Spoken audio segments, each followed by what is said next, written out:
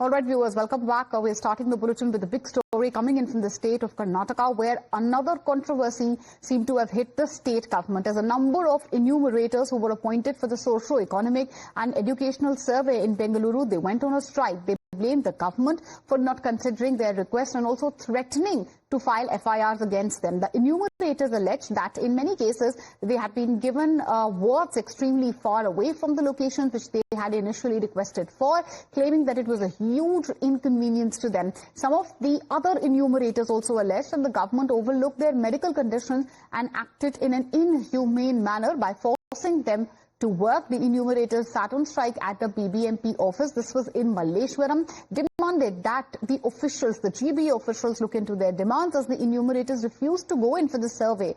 GBA officials rushed to the spot. They tried to pacify them, and now the demands are being scrutinized case by case. My colleague Neha is joining us live on the broadcast. Neha, take us through what are the demands of the enumerators and why is it that there seems to be a flashpoint over the same?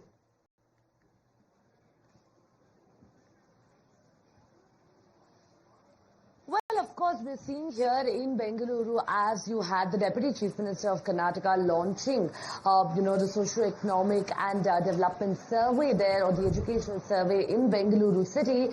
That several enumerators who were supposed to go out to carry out the survey on Saturday reportedly chose to sit on strike at the Malleshwaram office there of the GBA, stating that their demands were not adhered to by the government. Now, among these were a host of enumerators with, various issues that they had come up with, while one claimed that on grounds of health, reportedly, he was forced to work despite having shown a medical certificate. There was another enumerator there who said that she was a high school teacher and taking out 2 months from her work for the survey was not feasible for her, given that it would impact her work life. There was another enumerator also who said that she had an 11-month-old baby at home, but her area of surveying was nearly about 35 to 40 kilometers away from her house, and it was not feasible for her to travel such distances. Of course, a host of reasons here that were given by the enumerators as they chose to sit on strike. They're saying that they would not go out and carry out the survey until the officials did not heed to their demands.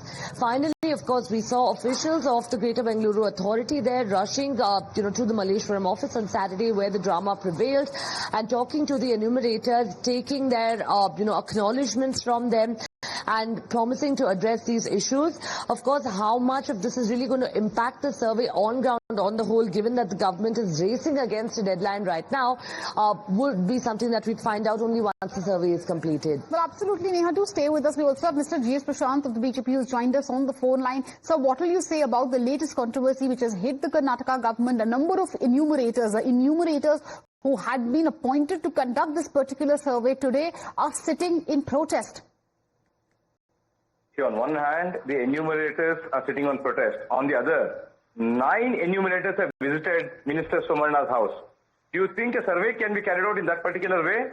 Do 9 enumerators visit a particular house? Which means their only intention is to delay it, and their Karnataka government is using this as a political tool. They are very well aware that the caste census will be carried out by the centre, and they have already the centre finalized the date. Just as a political tool, only to appease the vote bank, they are embarking on this exercise by wasting taxpayers' money. Karnataka government is short of funds, the coffers are dry. Even then, they want to loot the people of Karnataka and embark on this unscientific exercise in which neither the people whose data has to be collected nor the people who are going to collect the data are in sync with what's happening on the ground. So therefore, the reality is quite different. And now it is hitting them hard on the face of it, saying when enumerators, the basic medical facilities for the enumerators also is not being given. Their medical history is not being considered while they are being posting for different places. So therefore, it's a chaotic situation in Karnataka. Only to please Rahul Gandhi, Karnataka Congress has embarked on this exercise and nothing more. It is unscientific and it must be scrapped in the interest of the people, and when they want to continue, let them have it in a scientific way and do it properly. The survey is not been conducted in a scientific way. That's the allegation from the BJP. Mr. Nagaraj Yadav of the Congress also on the phone line with us. Do stay with us, Mr. Prashant. Mr. Yadav, what will you say about the allegations coming in from the BJP? The BJP says that the latest flashpoint, these enumerators refusing to go for the survey, the strike which we are seeing, that is basically, according to the BJP, of a testament of how your government has failed to conduct this survey properly, sir. See, the BJP government, BJP person should understand. We are before Rahul Gandhi could announce it at the national level, we have said it that we will be doing it in 2015 itself. The census was announced, it was done, and the BJP came to power after that. The coalition government was there, then BJP was there. Nobody was ready to accept the report as such, and it became 10 years old, and then it was not accepted because of technical reasons. That is the commitment given by the Congress manifesto, and we are conducting this thing with word given to the people of Karnataka, and we are doing it scientifically. No doubt about it. The people are against the reservation. People are against the social justice. Always keep finding faults like this. So this is the problem with BJP, because they are anti-reservation and anti-poor, they're anti-Dalits, anti-backward class, anti-poor people of this country, and they don't want justice to be given. We want an equal society to in place, so that the governance is done in such a policy and programs are done in accordance to the real reality of the society, what has happened as such. And this is not been understood with the BJP. BJP wants politics out of it, which is not completely acceptable to us at all. And whatever we are doing is, we are doing it scientifically, and things have been done in such a way that people of Karnataka have accepted it, and we're going to do it in a very transparent manner as such. The BJP, one side, the government of India wants to do the caste census at the national level, spending hundreds of crore rupees, they want to spend it, and they're coming and questioning it either. We are spending 400 crores and doing these things. They are against, if they're talking against the caste census, let them oppose Narendra Modi as such, what is announced, saying that he's going to do a caste census in the upcoming census as such.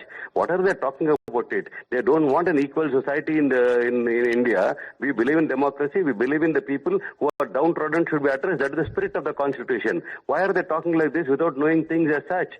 We are committed to social justice. We are committed to the reservation policy of this country, and we see that the deprived section gives political, educational, and financial stability in the country.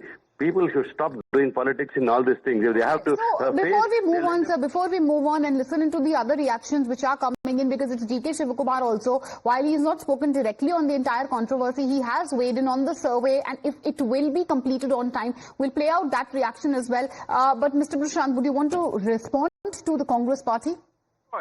See, if Congress is talking about being pro-Dalit, please check with Mallikarjun Kharge, the Congress president, who is a tall Dalit leader. Why was he made to stand outside and speak when Priyanka Vadra was fighting a nomination?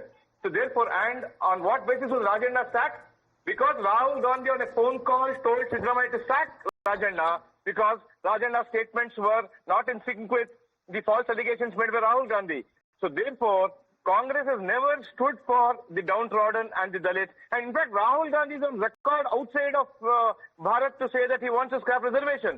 So that is Rahul Gandhi's position. So Rahul Gandhi and Congress have never stood for the poor, downtrodden, or the needy. They only stand for the first family of Congress, that is Sonia Gandhi, Rahul Gandhi, Priyanka Vadra. Excepting them, nobody else in Congress has any say.